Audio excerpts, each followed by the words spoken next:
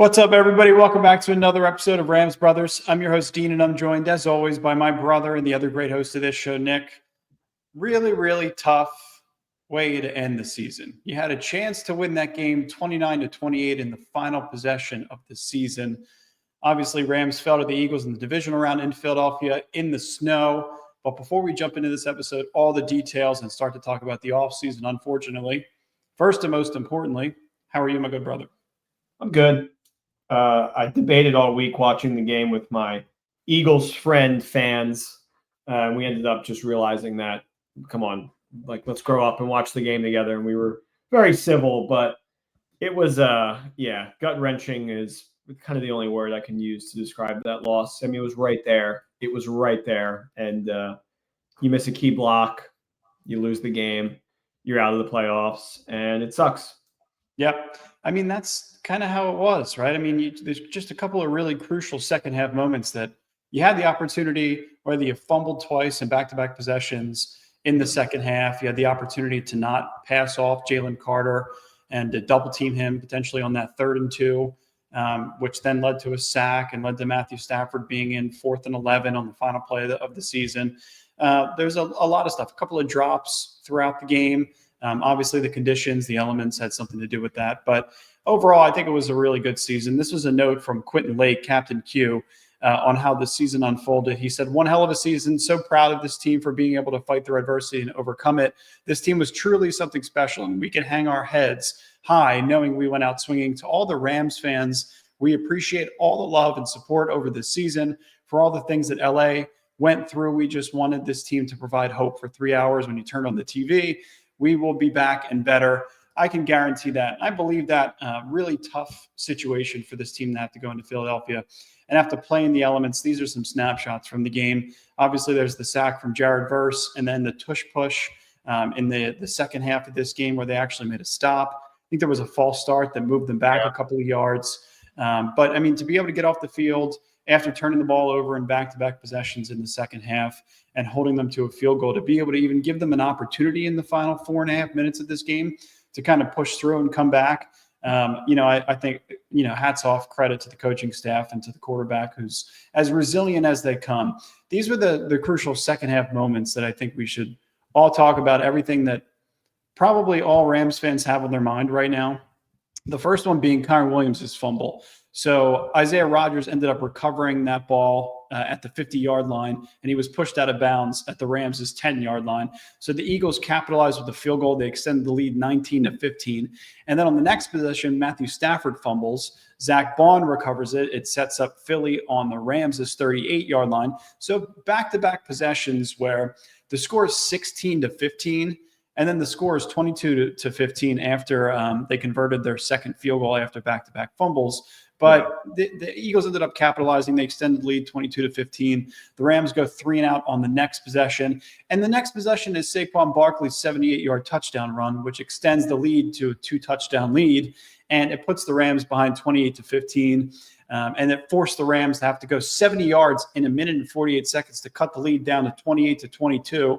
The Rams actually ended up getting a stop. They forced the Eagles to go 3-and-out, and then they got the ball back. And it was that final possession where Jalen Carter had the sack on 3rd and 2 at Philadelphia's 13-yard line with 1 minute and 14 seconds left in the fourth quarter. They could have ran a run play on that 3rd and 2 situation. Higbee was wide open. Dan Orlovsky shared the clip. There was a defender that slipped, passing off Jalen Carter in the last seconds of the game, maybe a communication issue, maybe had something to do with the elements. But I'm not going to blame Kevin Dotson. I'm not going to blame Bo Limmer. He's one of the better interior defensive linemen and played the most snaps in a playoff game that I think since Aaron Donald back in 2021. So crucial moments across the board. But those are all opportunities for this team to be able to come away with a win on the road. Yeah, I mean, you kind of blazed through all of those huge key moments there for a second. You flash that back on screen for me real quick. The Kyren fumble. This is why it pays to win the 2 seed and win your regular season games, because you have to play in the elements. And Kyren, I said it all season, we are not a good enough team to recover from a situation where one of our top 3 offensive players just gives the ball to the other team. It's why, It felt like when we played Philly the first time, that was the moment where we lost the game. When we played the Packers in the regular season, Kyron's fumble felt like the moment we lost the game. And for a lot of Rams fans, that was kind of it. It was like, I don't think we're going to be able to recover from this, and we never really were able to fully recover from it. And Kyron's great; he's a really good running back, but you have to think now heading into the offseason, the Eagles, the best thing that happened to them was the Giants GM releasing Saquon Barkley and them going out there and getting a high caliber talent at running back. And, if we were in a situation this offseason where we took the running back position more seriously and made a push for Saquon, I know we couldn't assign him as much as the Eagles did with our cap space, but got somebody out there that was a little higher caliber of, like a tier 1 as opposed to like a tier 2 or 3, wherever you want to put. Yeah. It's definitely fair. It's a good point to make. A whole different situation. And it's and this is a quote from Blaine Grisack. He said that most people are going to read the box score and see Kyren Williams 18 carries for 108 yards and great statistics throughout the entire season. But the difference in this game was pretty much a running back. Saquon had the 2 60-yard touchdown runs, and Blaine went on to say that Kyren is not that guy. He's been saying it all year. It cost him today, and the fumble was huge. And it's a malpractice by the NFL to allow the Giants and that GM to let Saquon Barkley test the open market and then sign a contract with the Philadelphia Eagles. And it's the same kind of situation with that same GM where he had his kids in the room in Hard Knocks in the offseason saying, Dad, you should really draft Jaden Daniels. Yeah, you should take Jaden Daniels. And let the kids build the team. It'll actually prevent the rest of the league from, making some disastrous decisions. But just one more thing on Kyren before we move on to the Stafford fumble. I just don't like it's 3rd and 1 twice early in the first half of the game, and they just do a basic run to Kyren. It didn't work the first time. I don't know why they thought it would work the second time. He's not that back, It's like unfortunately, Kareem Hunt was there, and we could have had maybe they would have tried it with Blake Corum if he was healthy and he didn't get injured that last game. But a bowling ball type guy who's just, if you're on the one, you throw him in. Kyren's never been that guy. Never. That's the other point I wanted to make too. It was like they did invest in the running back position. He did take Blake Corum at 27 touchdowns in his last year at Michigan. So you were hopeful. Yeah, at 0 this year for the Rams, but you're hopeful that that kind of guy can come in and there would be no drop off if Kyren does have to come off the field. But this is a year where there was a lot of older running backs, guys pushing 30 had made a legitimate impact for each of their respective teams. The Josh Jacobs, the Aaron Jones, the Derrick Henrys of the world, like the Saquon Barkleys.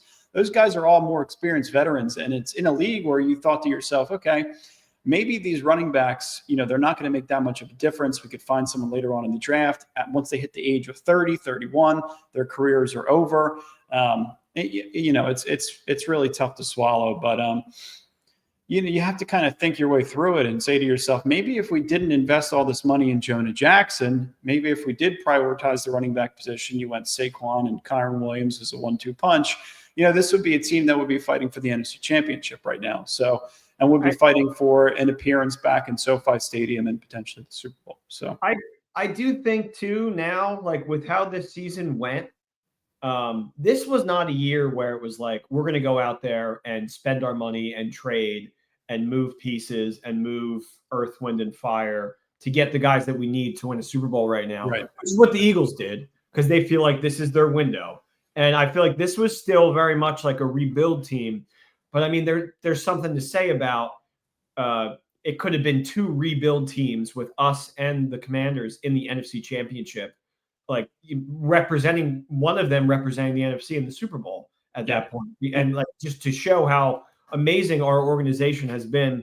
And now, you turn the table and you're like, well, actually it's the Eagles who have been in the NFC Championship twice in the last 3 seasons and maybe representing the NFC in the Super Bowl twice in the last 3 seasons. So, shout out to Philly. They're a really good run team, great run organization. I feel like, to be honest with you, the better team lost that game.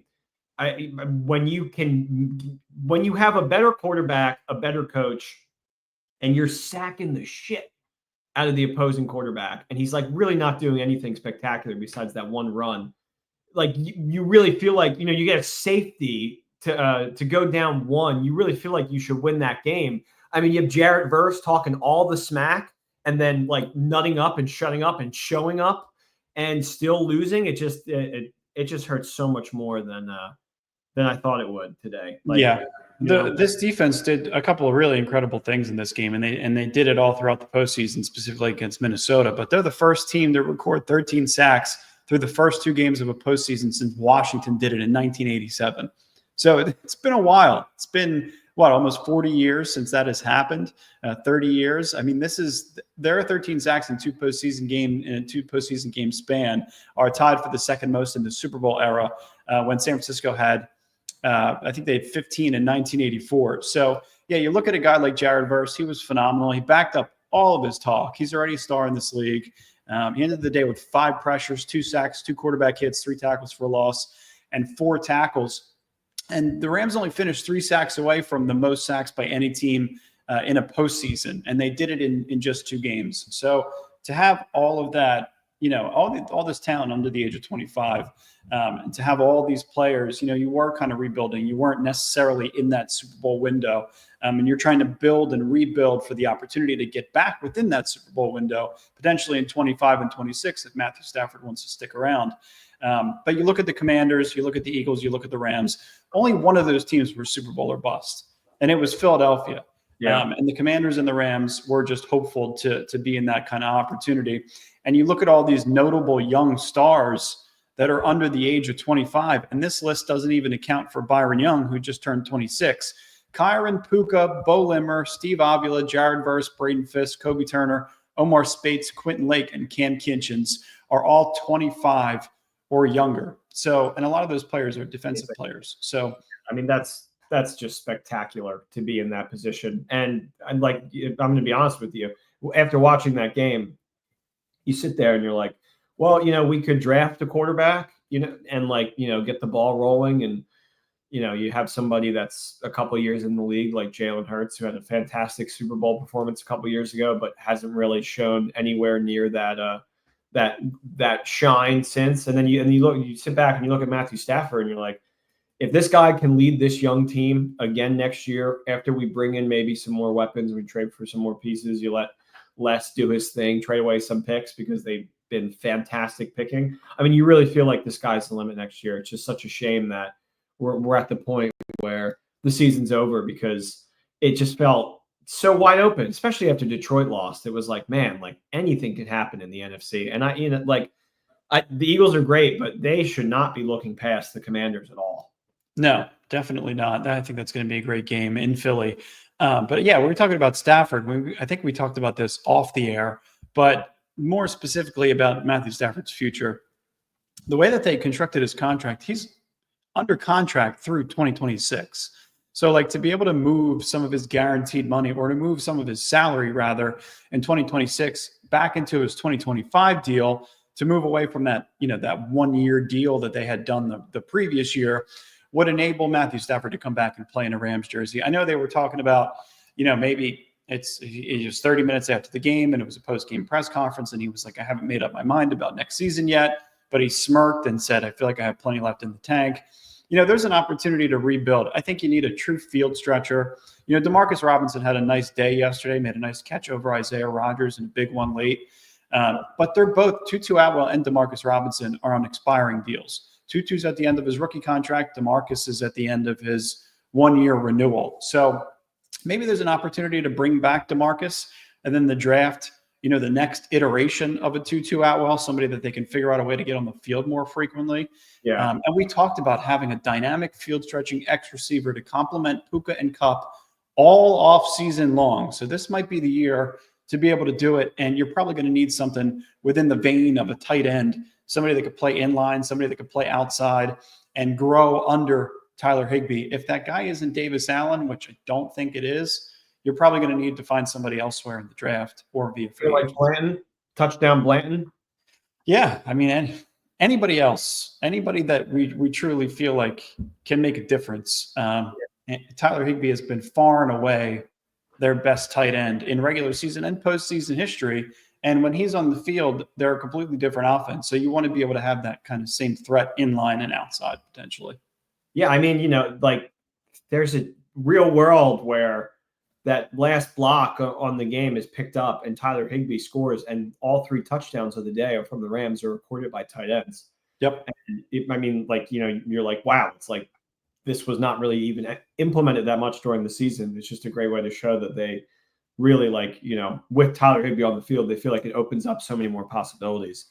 It's just a shame. Yeah, I mean, I would love them to bring in more tight end talent, but if there's like the kind of thought I'm thinking for the postseason right now, I'm sure we'll go into it later and we'll do episodes throughout the next 8 months as we wait for more football.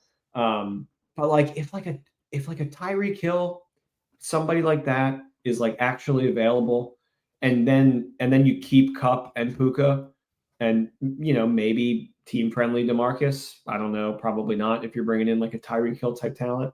They could really be like something special next year.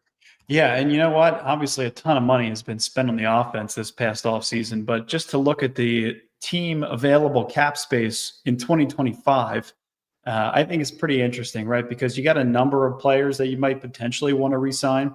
I think amongst everyone, these are all the key free agents this offseason. It's Alaric Jackson, Ahkello Witherspoon, Demarcus Robinson, Tutu Atwell, Joe Noteboom, see you later, Christian Roseboom, Michael Hoyt, Bobby Brown III, Troy Reeder, Tyler Johnson, Hunter Long, Nevin Gallimore, Jimmy Garoppolo, and John Johnson. So amongst that list, I would prioritize bringing back your left tackle. Alaric Jackson was on a 1-year tender. Ahkello Witherspoon would be really nice to have back under a team-friendly deal.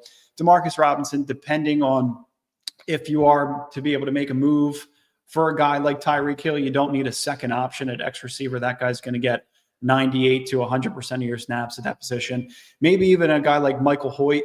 And I would also try to prioritize Bobby Brown, because Bobby Brown, in terms of being able to stop the run game, it wasn't necessarily evident yesterday, but in some short yard situations, they were able to hold Saquon, back somewhat. Obviously, he had the 3 explosives, but there are situations where you need those tough nose tackle type players, guys that can play 0 tech, 1 tech, move around the line of scrimmage and be able to clog gaps. And Bobby Brown is that player, and he's now on an expiring rookie deal. So.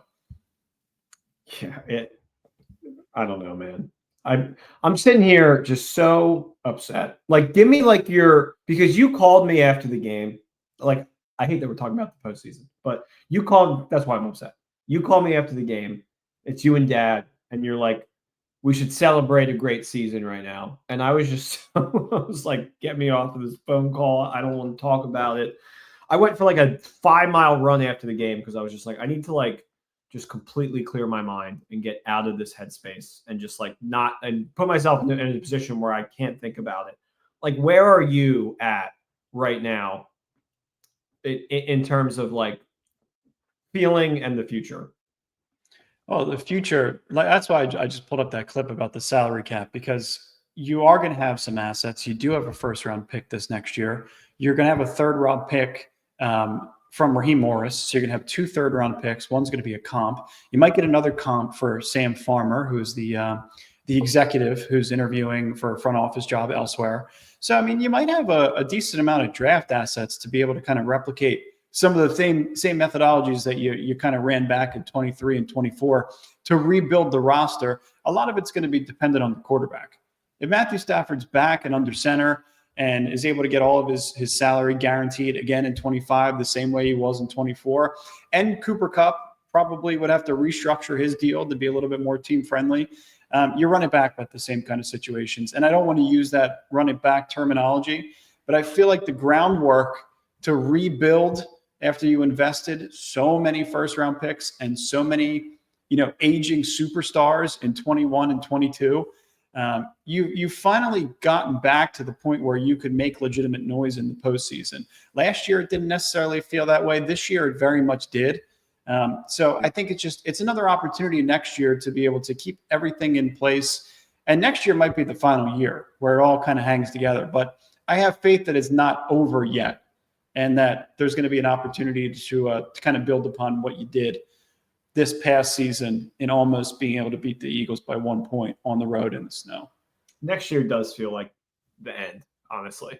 Like if it's not the end this offseason for Cooper Kupp, which it very much is a possibility that it could be, it's probably the end after that. It's probably the end of the Stafford era, which has been fantastic under the Rams. If you really think about it, I mean, 3 playoff appearances. I mean, 2 seasons, one where he was like injured throughout and they didn't make it. But I mean, hasn't it even been 2, or was it just the one they didn't make it? Just the one, just 2022. Yeah, he's 5-2 in the playoffs. He's like, what's his record in December and January and February? Right. He's like 18-4. Yeah. It's like absurd. I mean, he's given the city so much great football. It's really just been amazing. It's just, but yeah, I mean, likely we're at the point where the light is at the end of the tunnel, and like a new quarterback is on the horizon, and then after that, I can't even really think that far, but it would be cool to bring in somebody that's like not go the same way and not get like a vet, and bring in somebody that's new and can be brought up in the city, and we'll see. Yeah, I mean, after Matthew Stafford, LA is going to be desperate to find a face of the franchise that is a quarterback. But after this year, you have kind of more of a superstar talent pool in terms of some of the college kids that would be coming out in the draft. So you'll have the Dylan Raiolas, who's Matthew Stafford's godson. You'll have the Archie Manning's kid. What the hell is his name? Arch Manning.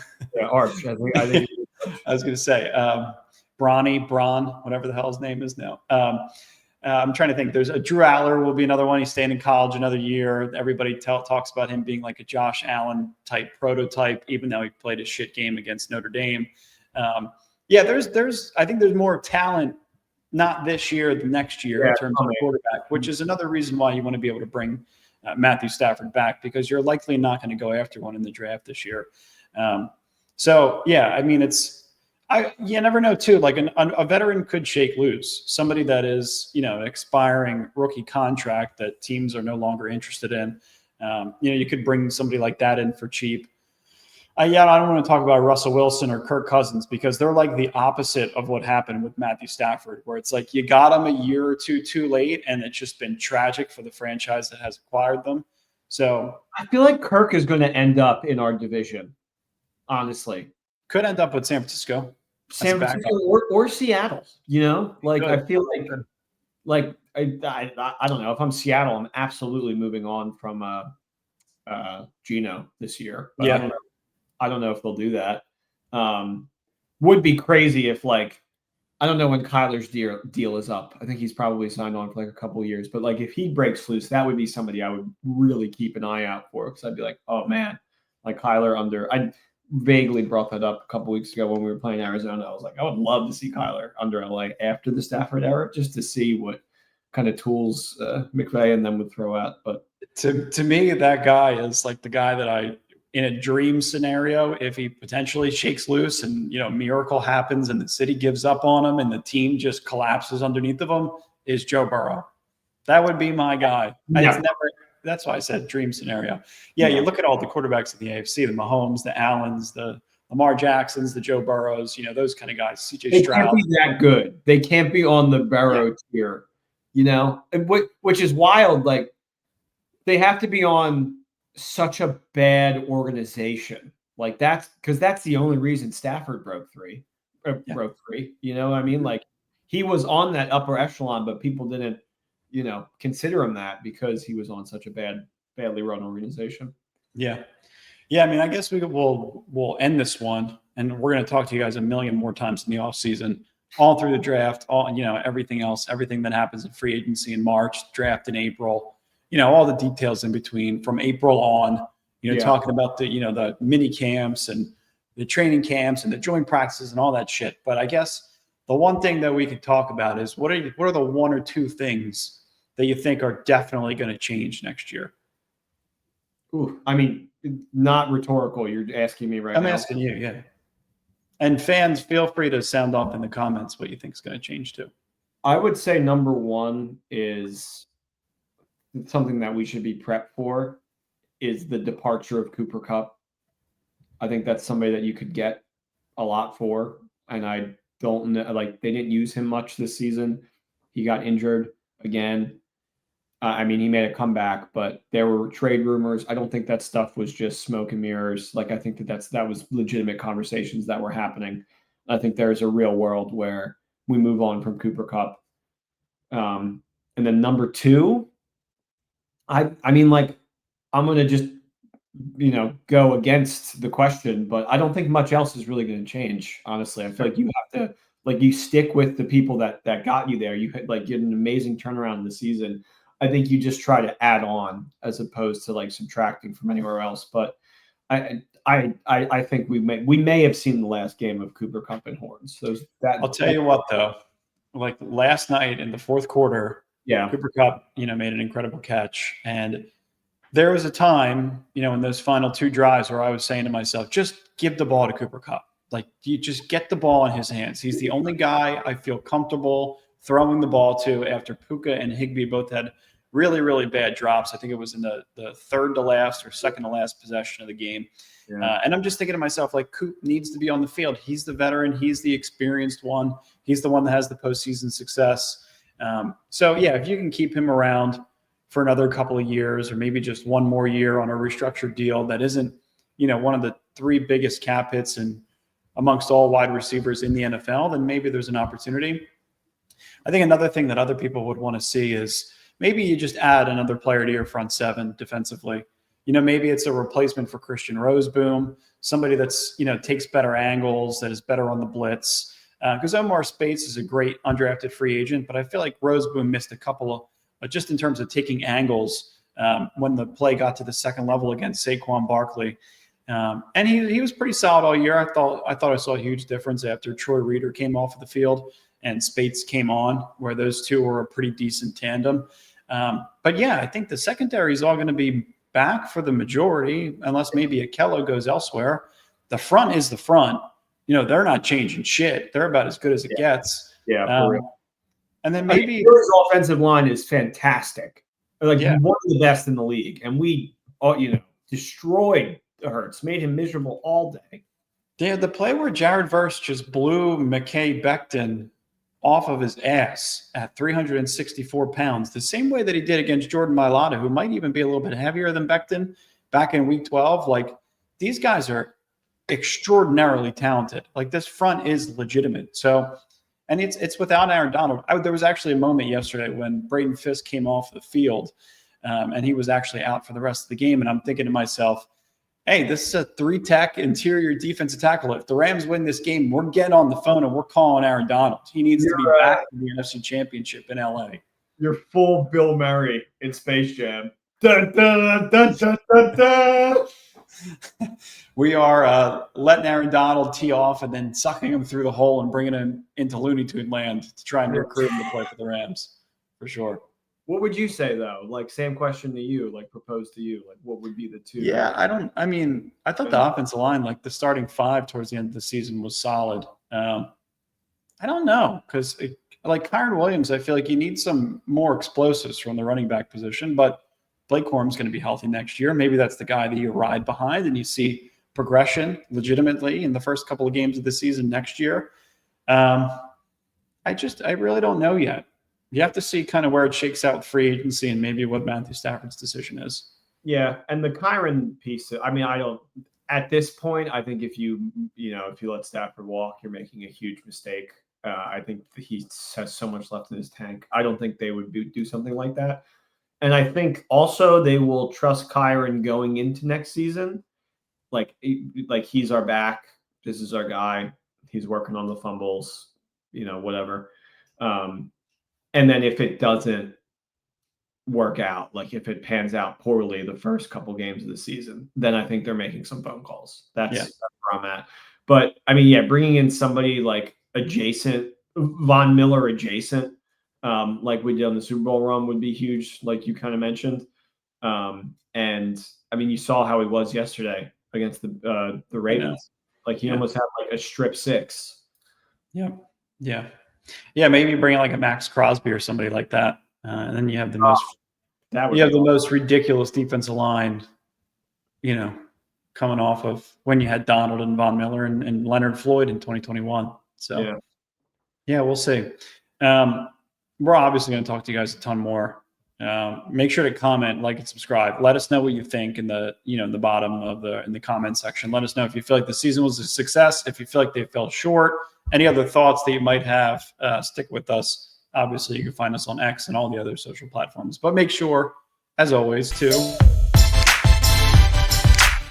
ram it, like and subscribe. We love you guys. We appreciate you all season hanging with us, listening to our content, interacting with us on social.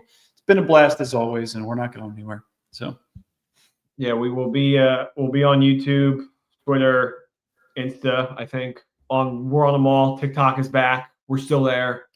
Yeah. So appreciate you guys as always. We'll talk to you soon. Great season. As always, go Rams. Thank you, Dean. I'll just say that. Thank you for always caring and making these episodes fun and special. Of course. Thank you, brother. It's fun. We always have fun with this. We'll talk to you all soon. We love you. Go Rams.